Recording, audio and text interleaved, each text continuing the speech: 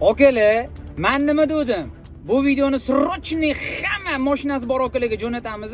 31-dekabrgacha uspet qilinglar. Sababi nima? Ko'ringlar. 1-yanvardan yangi tariflarga quyidagicha o'zgartirishlar kiritiladi. Yengil avtomobillar uchun hududlarda cheklangan polis 160 ming so'm, cheklanmagan VIP polis 320 ming so'm. Toshkent viloyati va shaharlarida cheklangan polis 192 ming so'm, cheklanmagan VIP polis 384 ming so'm etib belgilandi. Yuk avtomobillari uchun cheklangan sug'urta polis 336 ming so'm, cheklanmagan VIP polis 672 ming so'm. Toshkent viloyati va shahar uchun cheklangan polis 280 ming so'm, cheklanmagan VIP polis 560 ming so'm. Shuningdek, yo'l transport hodisasiga sabab bo'lgan haydovchilarga qo'shimcha tarif qo'llaniladi. Bir dona hodisa bo'lsa 249 mingdan 280 ming so'mgacha, 2 dona hodisa bo'lsa 320 mingdan 384 ming so'mgacha, 3 va undan ortiq hodisalar bo'lsa 480 mingdan 576 ming so'mgacha etib belgilandi.